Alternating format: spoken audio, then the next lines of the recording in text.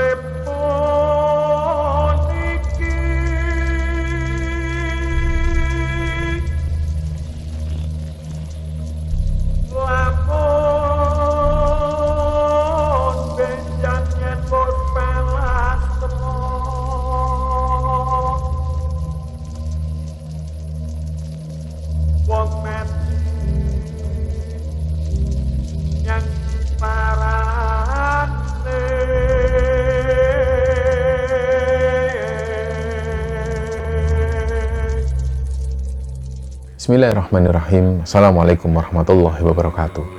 Sobat Kemara Sunyi dimanapun berada, pada kesempatan kali ini kami akan bercerita tentang cerita yang dibagikan oleh Sobat Kemara yang bernama Arif. Sebelum kita masuk ke ceritanya, untuk teman-teman yang nonton tayangan ini dan belum subscribe, jangan lupa untuk subscribe lebih dulu agar channel Kemara Sunyi ini lebih berkembang lagi dan kami lebih bersemangat lagi dalam membuat konten-konten terbaru di Kemara Sunyi. Dan untuk teman-teman yang telah mendukung kami sejauh ini, kami mengucapkan terima kasih banyak. Semoga amal kebaikan teman-teman dibalas kebaikan berlipat oleh Allah Subhanahu wa Ta'ala.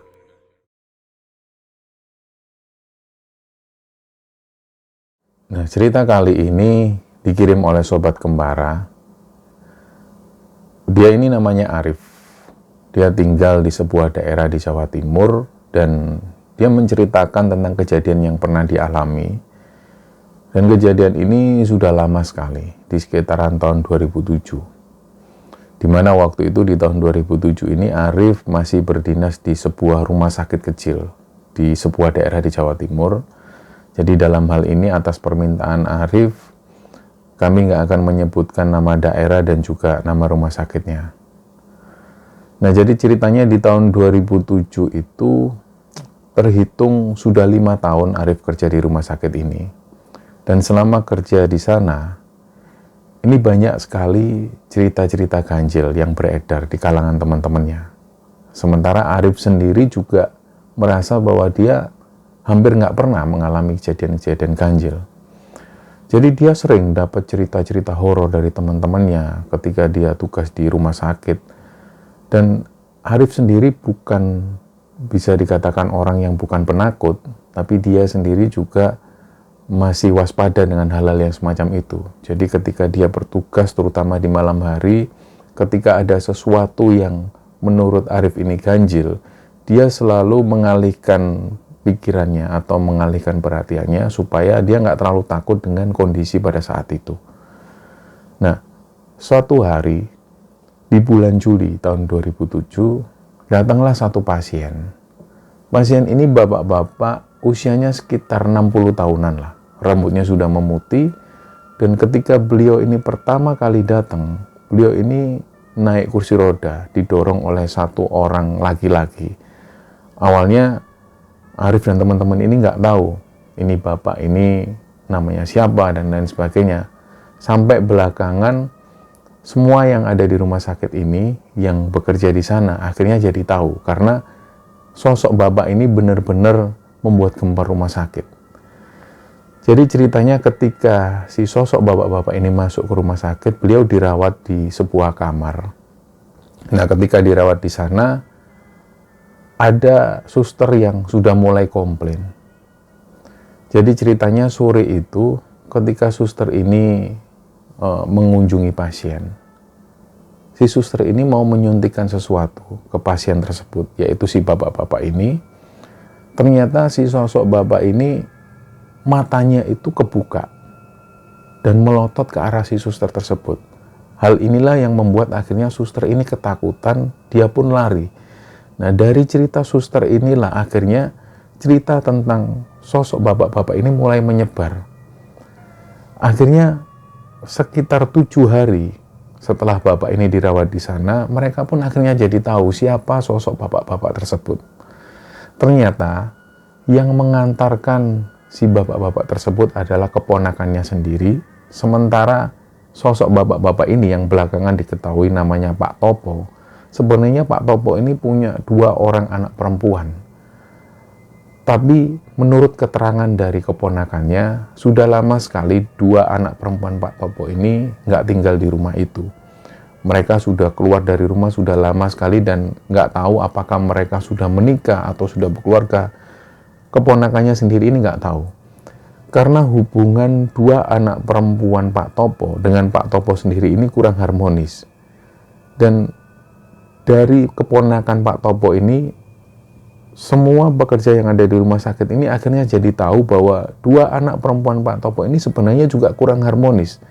Jadi ketika tahu bahwa Pak Topo masuk rumah sakit, 2 orang anaknya ini selama Pak Topo 7 hari di sana, belum pernah datang sama sekali. Jadi yang selalu datang setiap hari ini adalah keponakannya sendiri. Dan pada saat itulah semua orang yang kerja di sana jadi tahu tentang sosok Pak Topo. Pak Topo ini dulunya dikenal sebagai seorang dukun atau orang pintar.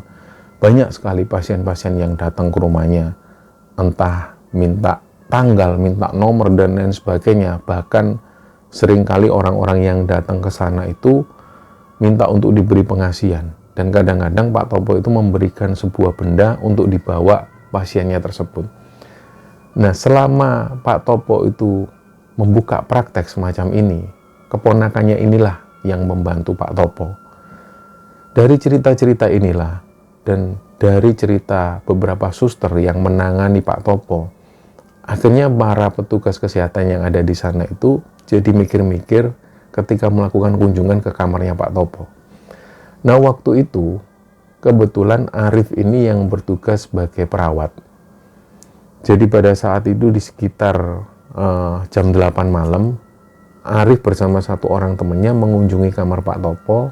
Jadi begitu Arif datang ke kamar Pak Topo, Arif ini sebenarnya sudah waspada. Dia memperhatikan betul dari ujung kaki sampai ujung rambut Pak Topo ini diperhatikan terus oleh si Arif. Sebenarnya nggak ada yang beda atau nggak ada yang aneh. Tapi pada saat itu Arif ini melihat ada tato persis di tengah-tengah kening Pak Topo. Dan tato itu nggak terlalu jelas. Semacam titik atau mungkin bisa menyerupai huruf, tapi sangat kecil sekali. Dan itu ada di tengah-tengah kening Pak Topo. Dan hal ini belum diketahui oleh petugas-petugas yang lainnya. Hanya Arif yang sempat melihat tato Pak Topo tersebut. Nah, setelah melakukan kunjungan ini, Arif pun kembali ke ruang perawat.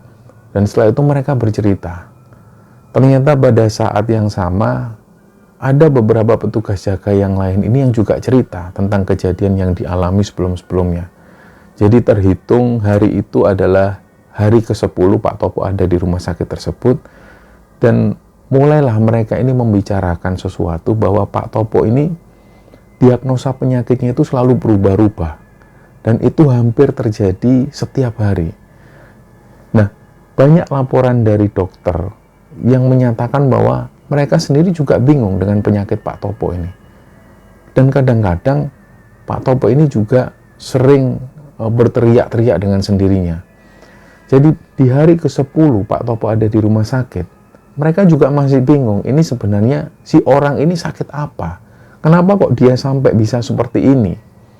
Nah, hal itu mulailah mereka ngobrol-ngobrol sampai kemudian ada yang bilang, ya ini memang penyakitnya dukun ya seperti ini. Karena banyak sekali makhluk-makhluk lain yang ikut di tubuh si orang tersebut. Inilah yang akhirnya membuat si dukun tersebut kadang tidak bisa didiagnosa secara medis. Jadi banyak sekali kesimpulan-kesimpulan yang kemudian kesimpulan ini semakin tidak terarah. Termasuk si Arif sendiri menyimpulkan sesuatu yang dia sendiri sebenarnya nggak tahu. Sampai pada satu hari, kira-kira di hari ke-15 Pak Topo ada di rumah sakit, Arif ini menuju ke ruangan Pak Topo. Jadi pada waktu itu Pak Topo ini tidur, matanya terpejam. Arif masuk seperti biasa, dan waktu itu ada satu temannya jaga di luar. Nah, begitu Arif ini masuk, tiba-tiba Pak Topo itu duduk, dan duduknya itu tanpa tenaga sama sekali. Tiba-tiba badannya Pak Topo yang tadinya terbaring, ini tiba-tiba bisa berdiri dan tanpa menggunakan tangan atau apapun. Jadi kayak seolah-olah ada yang narik Pak Topo. Nah, disitulah akhirnya Arif ini benar-benar kaget, sampai sempat Arif ini hampir jatuh ngelihat kejadian semacam itu. Ngelihat kejadian aneh ini, Arif pun keluar. Dia manggil temannya ini disuruh ngelihat. Dan waktu itu temannya Arif ini juga sempat ngelihat kejadian yang aneh ini. Jadi tubuh Pak Topo ini benar-benar duduk, padahal posisi beliau itu matanya terpejam dan badannya ini lemas. Dan kejadian itu hanya sekitar 20 detikan. Setelah itu Pak Topo kembali terbaring dan kayak badannya ini lemas. Nah, setelah mengalami kejadian itu, Arif ini cerita ke teman-teman yang lain bahwa baru aja dia mengalami kejadian yang ganjil semacam itu. Nah, sampai keesokan harinya barulah seorang anak Pak Topo ini datang. Anak perempuan, nggak tahu anak yang pertama atau yang kedua, dia datang dan masuk ke ruangan Pak Topo. Entah apa yang dibicarakan, hal itu terjadi sekitar 20 menitan. Setelah itu, si anaknya ini keluar. Berhari-hari kemudian, Pak Topo ini sudah dirawat sekitar 20 hari di sana. Sementara Pak Topo ini masih belum sadarkan diri. Tapi banyak sekali hal-hal ganjil yang dialami oleh petugas-petugas yang ada di sana. Jadi kira-kira kehadiran Pak Topo di rumah sakit ini membuat suasana di rumah sakit ini menjadi beda. Akhirnya ada laporan-laporan dari petugas-petugas yang lain seperti petugas kebersihan. Mereka ini mengaku bahwa semenjak kedatangan Pak Topo di sana, si petugas ini sering mengalami kejadian-kejadian ganjil. Waktu itu dia datang ke ruangan Pak Topo, ke kamar Pak Topo, dia membersihkan. Ada juga petugas yang mengganti spray. Tapi pada waktu itu, si petugas kebersihan ini ngelihat di spray yang digunakan Pak Topo itu membekas seperti bekas darah.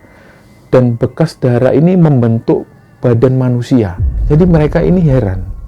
Pak Topo ini padahal nggak mengeluarkan luka sama sekali. Nah, singkat cerita, datanglah satu orang anak perempuan Pak Topo. Ternyata yang datang ini bukanlah yang datang beberapa hari yang lalu. Nah, yang datang ini anak perempuan Pak Topo yang nomor 2. Beliau langsung mendatangi perawat yang ada di sana. Dan kebetulan waktu itu si Arif ini lagi ngurus Pak Topo. Jadi tubuh Pak Topo itu diseko atau dibersihkan badannya. Dan si anak perempuan Pak Topo yang nomor 2 ini datang. Tiba-tiba langsung manggil Arif. Dia memperkenalkan diri bahwa dia adalah anak perempuan nomor 2 dari Pak Topo. Setelah dia cerita-cerita, akhirnya si anak Pak Topo ini bilang ke Arif waktu itu, "Mas, saya minta tolong ya. Saya ini anaknya Pak Topo yang nomor 2. Jadi saya sendiri juga nggak tahu kondisi Bapak seperti ini sampai kapan. Yang jelas saya minta tolong ke semua yang ada di sini, termasuk ke dokter dan petugas-petugas lainnya. Kalau ada sesuatu yang terjadi sama Bapak saya, tolong apa yang masih nempel di tubuh Bapak saya itu segera diambil dan segera dikubur. Nggak usah minta persetujuan saya." Nah, waktu itu Arif ini sudah paham apa yang dimaksud oleh anaknya ini. Karena Pak Topo itu memang pakai beberapa jimat. Pak Topo ini pakai kalung. Jadi kalung itu bandulnya sebuah kain warna hitam. Di kaki itu juga beliau pakai sebuah gelang, nggak tahu gelang dari apa, yang jelas gelang ini seperti akar-akaran. Dan di perut Pak Topo, beliau juga pakai sabuk warna hitam, dan ada isinya semacam kain, nggak tahu itu apa. Jadi Arif paham betul apa yang disampaikan oleh anaknya ini. Jadi anaknya ini sempat menyampaikan kalau misalnya terjadi sesuatu sama Pak Topo, dia minta untuk semua jimat-jimatnya ini dipotong dan dikuburkan, tanpa harus meminta persetujuan dari anak-anaknya. Nah, setelah mendengar penjelasan dari anak Pak Topo, hari-hari pun berlalu, sampai 3 hari kemudian Pak Topo masih dirawat di sana. Nah, pada siang itu Arif ini posisinya ada di rumah. Begitu Arif ini datang ke rumah sakit, ternyata ada temannya Arif ini yang datang. Rif, Pak Topo sudah nggak ada. Ternyata Pak Topo sudah meninggal. Dan Arif sendiri nggak tahu karena pada saat itu dia masuk shift siang. Pak Topo ini meninggal di jam 11 siang. Dan pada saat itu petugas jaga ini cerita ke Arif, kondisi Pak Topo pada waktu itu tidur. Tiba-tiba Pak Topo ini sempat buka matanya. Dan setelah itu beliau itu matanya ngelirik ke arah kanan, ngelirik ke arah kiri, kemudian ke atas, dan terpejam lagi. Setelah itulah Pak Topo ini dinyatakan meninggal. Jadi kejadiannya itu benar-benar aneh. Nah, singkat cerita, karena Arif yang waktu itu menjadi petugas jaga, dia ikut membawa jenazah Pak Topo menuju ke kamar jenazah. Dan pada waktu di sana, jenazah Pak Topo ini dimandikan, Arif ini juga mengikuti proses itu. Nah, dalam kesempatan itu Arif ini sempat tanya ke teman-teman yang lain, ini jimat-jimatnya Pak Topo ada di mana? Si temannya ini bilang, oh sudah, tak taruh di atas meja, sudah dibungkus plastik. Tapi nggak tahu kenapa pas waktu Arif ini bawa jimat-jimat ini, terbesit pikiran dari Arif untuk ngambil satu jimat. Nah, Arif ini kayak semacam dapat bisikan, wis lang cukuun le, lumayan gaya awakmu, isok joko awakmu. Nah, bisikan-bisikan inilah yang akhirnya mempengaruhi psikologis Arif. Nggak tahu datangnya dari mana. Sementara Arif sendiri ini tahu dirinya sendiri bahwa dia itu nggak pernah tertarik dengan hal-hal yang semacam ini. Tapi nggak tahu ketika ada bisikan semacam ini, keinginan Arif ini kuat banget untuk ngambil satu jimat dari Pak Topo. Akhirnya secara langsung Arif ini pun buka bungkusan plastik tersebut. Dia ambil satu jimat yang paling kecil. Yang waktu itu Arif ingat jimat ini dipakai kalung oleh Pak Topo. Diambillah jimat ini langsung dipakai oleh Arif. Digunakan sebagai kalung. Setelah itu plastik ini ditutup lagi dan diserahkan ke petugas yang ada di sana untuk disuruh menguburkan. Malam itu ketika Arif ini tidur, dia itu mimpi ketemu sosok ini mirip sekali dengan Pak Topo. Sebenarnya waktu itu Arif ini nggak tahu bahwa sosok yang datang ini adalah Pak Topo. Begitu si sosok ini menyebutkan, hei, aku Pak Topo. Disitulah Arif ini baru sadar bahwa sosok yang mendatangi ini adalah Pak Topo. Karena waktu itu si sosok ini datang dengan tampilan rambut gondrong. Nah, sepengetahuan Arif, pada saat Pak Topo dirawat di rumah sakit, rambut Pak Topo itu nggak gondrong, rambutnya pendek seperti biasa. Tapi pada saat datang di mimpi Arif, Pak Topo ini rambutnya gondrong. Arif ini kaget, dia duduk. Dalam mimpinya itu dia duduk. Dia memperhatikan lagi raut wajah dari Pak Topo. Ternyata benar. Yang dilihat ini adalah Pak Topo, tapi rambutnya gondrong. Dan waktu itu Pak Topo langsung ngomong, "Woi saiki ampuh kowe le." Dan setelah ngomong seperti itu, Pak Topo ini kayak mundur. Tapi mundur itu tanpa melangkah. Dia itu kayak ada yang narik, mundur, kemudian hilang. Nah, setelah mendapat mimpi itu, ketika Arif ini bangun, keringat Arif ini keluar semua. Sampai kasurnya Arif ini basah karena keringatnya sendiri. Di situ dia sempat mikir. Dia sudah pingin untuk melepas jimat ini, tapi di satu sisi lain ada bisikan. Wis ojo dicoplok, kawin. Dari situlah Arif kemudian nggak jadi untuk melepas jimat ini. Jadi aktivitas Arif ini berjalan seperti biasa. Sampai 3 hari kemudian, ada satu temennya ini yang ulang tahun. Jadi waktu itu dia ini sudah woro-woro kalau malam nanti dia mau bikin pesta di tempat karaokean. Akhirnya waktu itu karena ini teman dekatnya Arif, Arif pun mau. Nah, selesai Arif ini bertugas sekitar jam 9 malam, dia berangkat dengan satu orang temannya. Sementara teman-teman yang lain sudah ada di tempat karaoke itu. Arif pun naik motor bersama satu orang temannya ini yang namanya Agung. Dia naik motor, jarak yang ditempuh itu sekitar 45 menitan menuju ke tempat karaoke. Begitu sampai di sana, ternyata teman-teman sudah ada di dalam. Mereka ini di sana ada yang minum, ada yang makan, ada yang nyanyi-nyanyi. Pokoknya pesta pora di sana. Sedangkan Arif sendiri, dia tergolong orang yang gak suka minum-minuman keras. Nah, sekitar jam 1 dini hari, pesta ini pun selesai. Mereka pulang ke rumah masing-masing, dan Arif mengantarkan Agung menuju ke rumahnya. Nah, rumah Agung ini letaknya juga jauh, memerlukan perjalanan sekitar 45 menit dari tempat karaoke tersebut. Pada saat itu, Arif ini sudah ngerasa ngantuk sekali. Dia nggak bisa nahan ngantuknya sebenarnya. Dan Agung itu sudah menawarkan ke Arif, "Rif, tak bonceng aja yo, biar kamu nggak ngantuk. Nanti kamu tidur rumahku aja." Nah, Arif ini awalnya sudah mau menerima tawaran Agung, tapi dia nahan. Sampai sekitar 10 menit kemudian, Arif sudah benar-benar nggak bisa nahan rasa ngantuknya itu, dia pun pindah. Akhirnya Arif yang dibonceng oleh Agung. Sekitar 10 menit perjalanan, Agung ini melajukan motornya dengan kecepatan yang tinggi. Nah, waktu itu Arif yang posisinya ngantuk, jadi nggak ngantuk. Dia sempat ngomong ke Agung, "Gung, ojo cepet-cepet tau Gung. Aku wedi gitu loh, aku boleh nggak ngantuk gitu loh."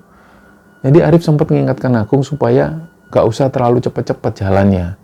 Karena Arif tahu betul, jalan menuju ke rumah Agung ini, jalannya rata-rata nggak halus. Banyak sekali jalan-jalan itu yang masih berlubang. Setelah Arif ngomong seperti itu, tiba-tiba Arif ini ngerasa ngantuk yang luar biasa. Dan dia pun ketiduran. Nggak tahu dia tidur sudah berapa lama, tiba-tiba Arif ini bangun, dia ada di sebuah desa.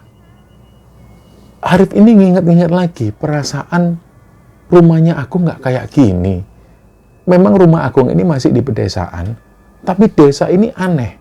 Hanya ada sekitar 7 rumah di sana, dan ada satu sumur dengan ukuran yang sangat besar sekali.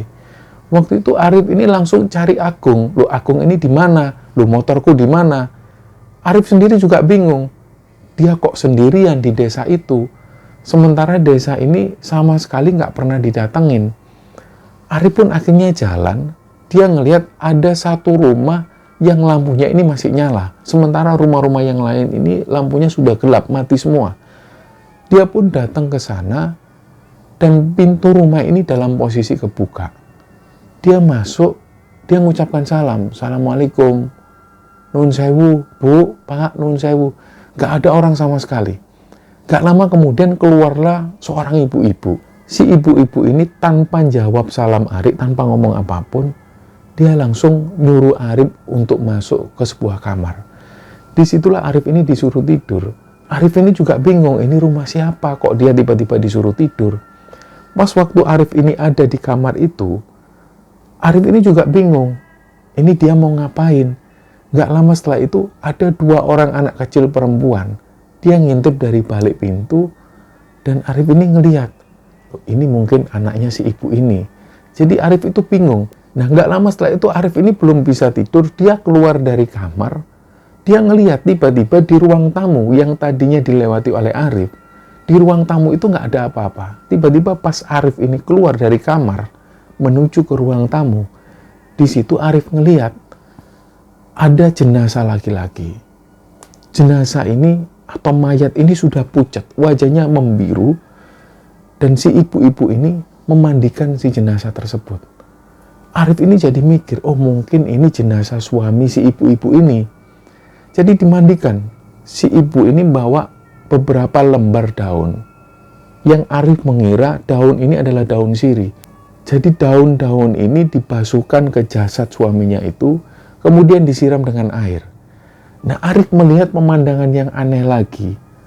Air siraman dari mayat ini ditampung di sebuah ember, dan di bawah itu sudah ada anak-anaknya. Anak perempuan yang tadi ini sudah nampung airnya dan meminum air ini.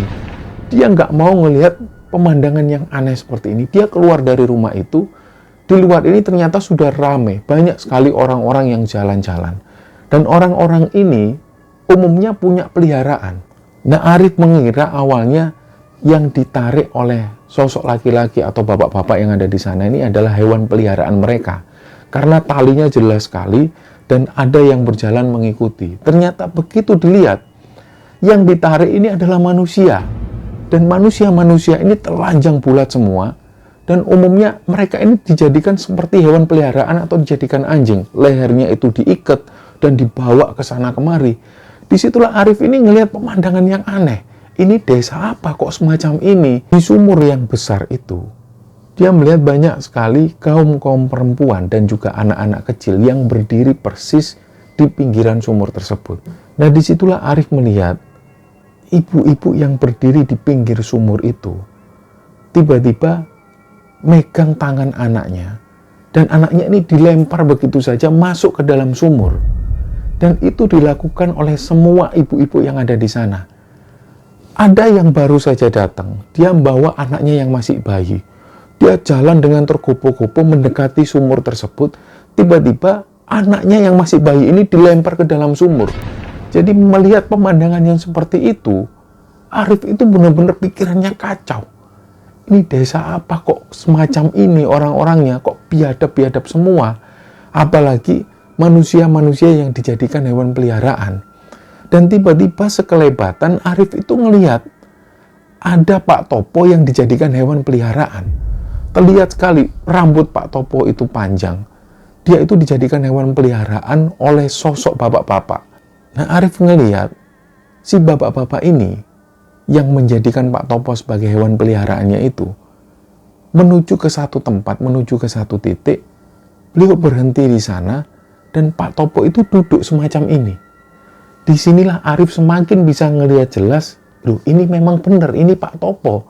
Pak Topo itu dari matanya, kelihatan kalau ngasih kode ke Arif, dia itu kayak minta tolong. Tapi Arif sendiri juga bingung, karena orang-orang di sini, ini penampakannya aneh-aneh semua. Badannya itu nggak seperti badan manusia pada umumnya, badannya relatif lebih besar. Begitupun juga dengan ibu-ibu, badannya itu relatif besar, nggak seperti manusia pada umumnya. Akhirnya Arif pun kembali lagi ke rumah yang tadi. Begitu dia kembali ke sana, dia masih melihat pemandangan yang sama. Sosok ibu-ibu yang memandikan jenazah suaminya. Dan di bawah itu masih ada anak-anaknya yang menampung air pemandian jenazah untuk diminum. Dari situ Arif lari lagi. Nah, selama ada di sana, Arif itu selalu merasa kedinginan. Jadi, ketika melihat pemandangan-pemandangan seperti itu, tubuh Arif itu sambil menggigil. Nah, sementara itu dia terus mencari kain atau selimut untuk menghalau dinginnya itu, tapi dia nggak pernah menemukan kain-kain tersebut. Dari kejauhan Arif ini melihat ada sebuah kios kecil, dan di situ ada ibu-ibu yang lagi motong sesuatu. Arif pun mendekat, karena selain dia kedinginan, dia juga merasa lapar dan haus. Dia pun mendekati kios itu, ternyata semakin mendekat, Arif ini bisa melihat yang dipotong ibu-ibu ini bukan daging hewan, melainkan daging manusia. Dan di situ Arif ini masih bisa melihat penggalan kepala manusia yang masih segar di situ. Dari sinilah Arif langsung lari ketakutan. Nah, desa ini nggak terlalu besar. Tapi ketika Arif menuju ke pinggiran desa tersebut, dia nggak bisa keluar. Semacam ada kaca yang menghalangi. Jadi Arif ini hanya berputar-putar di desa tersebut. Nggak lama setelah itu, Arif ini dengar samar-samar ada suara dari kejauhan. Nah, suara ini terdengar gak asing bagi Arif. Dia dengarkan suara ini samar-samar. Dia coba mendengar secara seksama supaya suara ini terdengar dengan jelas. Dari sinilah Arif ini coba fokus untuk mendengar suara ini tanpa mendengar suara-suara yang lain. Semakin didengar, Arif pun jadi sadar. Loh, ini kan suara yang biasanya diputar di masjid-masjid sebelum adzan subuh.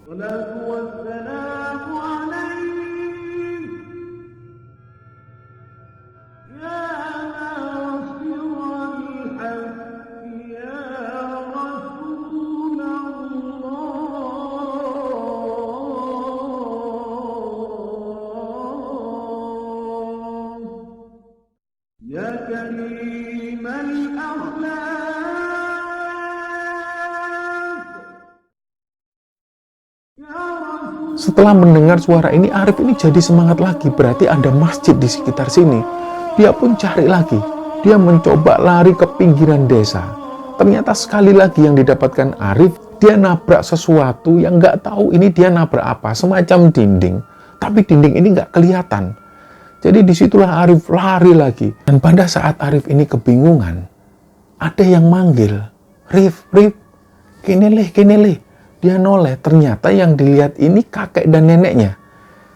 Arif ini masih sempat mikir, loh, mbahku iki lak wis mati. Kakek dan neneknya Arif ini sebenarnya sudah lama sekali meninggal. Tapi waktu itu dia ngelihat kakek dan neneknya. Jadi kakeknya ini manggil, begitupun juga neneknya, leleh, kene leh, Rip, kene lip, kene Rip. Arif pun langsung lari mendekati kakek dan neneknya itu. Tiba-tiba kakek dan neneknya ini masuk ke satu lubang. Ada lubang kecil yang hanya cukup untuk satu orang. Neneknya ini masuk lebih dulu. Dan gak lama setelah itu Arif disuruh masuk oleh kakeknya. Wes leh, melbu kono leh. Arif pun masuk dan gak lama setelah itu kakeknya yang masuk. Setelah memasuki lubang ini, Arif gak bisa melihat apapun kecuali kegelapan. Semuanya gelap. Dan dia ini bisa mendengar samar-samar. Dia mulai mendengar suara satu persatu, suara laki-laki, suara perempuan. Tapi pandangannya ini masih gelap. Dan gak lama setelah itu dia mendengar suara perempuan yang nangis. Dan sesekali Arif ini mendengar, tangi oleh, bangun nak, ya Allah nak, bangun nak, ibu kangen nak. Nah suara ini didengar terus oleh Arif. Gak lama setelah itu dia bisa melihat ada satu titik cahaya. Dan titik cahaya ini tiba-tiba menjadi lebar-lebar dan akhirnya dia bisa melihat cahaya. Disitulah ternyata Arif ini buka mata, dia ada di rumah sakit. Dia ngelihat ibunya, bapaknya, semua yang ada di sana ini bersedih. Arif pun tanya, kenapa kok ibu nangis? Kenapa kok adik ini nangis? Karena di situ Arif ini juga ngelihat adik-adiknya lagi nangis. Nah singkat cerita beberapa hari kemudian, Arif ini sudah bisa ngobrol sama ibunya. Disinilah ibunya cerita, ternyata pada saat Arif ini mengantarkan Agung menuju ke rumahnya, dan waktu itu Agung yang nyetir, ternyata mereka itu mengalami sebuah kecelakaan. Mereka itu menabrak satu pohon di sebuah tikungan, dan pada saat itu Agung ini meninggal di tempat. Nah, kecelakaan inilah yang akhirnya membuat Arif tidak sadarkan diri di rumah sakit selama 13 hari. Jadi ternyata ketika Arif mendatangi desa tersebut, Arif ini dalam keadaan koma. Tapi waktu itu Arif mengaku ke semua orang yang ada di sana, dia ada di desa tersebut gak sampai 1 malam. Ternyata di dunia nyata, dia sudah 13 hari tidak sadarkan diri. Disitulah Arif baru sadar bahwa gigi-gigi yang ada di bagian bawah ini sudah hilang semua, sudah patah semua. Dan rahang bagian bawah Arif ini harus dipen. Dan kakinya Arif juga dipen. Nah singkat cerita setelah Arif keluar dari rumah sakit, Arif ingat bahwa pada saat itu terakhir kalinya dia pakai jimatnya Pak Topo. Setelah tahu bahwa jimatnya ini dibuang oleh bapaknya, dalam hati kecil Arif itu nggak terima. Kayak seolah-olah dia dendam sama bapaknya sendiri. Kenapa kok sampai bapak ini buang jimatku? Nah satu siang bapaknya ini masuk ke kamarnya Arif. Posisi Arif ini masih belum bisa jalan. Begitu bapaknya ini datang, Arif itu langsung tanya ke bapaknya. Dan belakangan Arif ini tahu bahwa pada saat Arif ngomong dengan bapaknya itu Arif ini gak sadar. Jadi ceritanya pas bapaknya ini datang, Arif itu tiba-tiba melotot dan langsung ngomong ke bapaknya ini, "Hei, mbok nang di jimatku. Nek gak mbok balekno mati kon." Bapaknya Arif sendiri waktu itu juga heran. "Kowe iki ngomong apa le? Iki bapakmu. Kok kon kurang ajar koyok ngono? Kamu itu kok kurang ajar sama bapakmu sendiri." Nah Arif ini masih melotot matanya.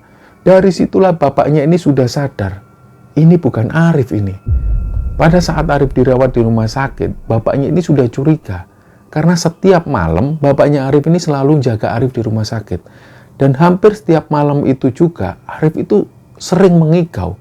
Dan pada saat Arif mengigau, dia selalu mengeluarkan suara. Yang suara ini sebenarnya bukan suaranya Arif. Tapi suaranya cenderung seperti suara orang-orang tua. Bapaknya Arif ini pun langsung menghubungi seorang ustadz. Ustadz ini datang. Ketika pertama kali ustadz ini datang membacakan ayat-ayat Quran, si Ustadz ini megang kakinya Arif dan dia berkata ke bapaknya, sebenarnya Arif ini ada yang ngikut dan ini yang harus dihilangkan. Nah, bapaknya sendiri bingung. Setelah dicari-cari ternyata ada jimat yang dipakai kalung oleh Arif. Disitulah akhirnya Ustadz ini bilang, ini segera dibuang, Pak. Nah, dari situlah awal mula jimat dari Arif ini dikuburkan oleh bapaknya. Nah, setelah mengalami hal semacam itu, bapaknya ini kembali lagi manggil Ustadz. Ketika Ustadz ini datang membacakan ayat-ayat ruqyah, Arif ini kembali tenang. Nah, setelah 2 mingguan menjalani proses ruqyah ini, Arif akhirnya sudah merasa sehat kembali. Kejadian inilah yang akhirnya masih terus diingat oleh Arif sampai hari ini. Bahkan keluarganya pun sampai hari ini tidak bisa melupakan kejadian itu. Nah, cerita inilah teman-teman yang dibagikan oleh Arif kepada Kembara Sunyi. Dan kami mengucapkan terima kasih kepada Arif yang telah mengirimkan cerita ini. Semoga kisah ini bisa diambil hikmah dan bisa diambil pelajaran oleh teman-teman sekalian. Mohon maaf kalau ada salah-salah kata. Wassalamualaikum warahmatullahi wabarakatuh.